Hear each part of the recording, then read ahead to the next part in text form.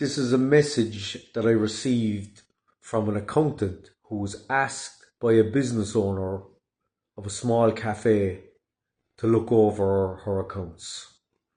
When she noticed a payment from the revenue of €350 per month, she inquired what it was.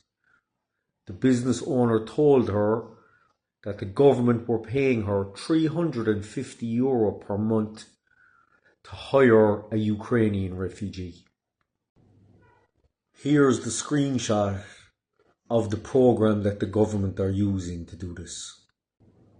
The Irish government are directly discriminating against Irish citizens so that employers will hire foreign refugees over them.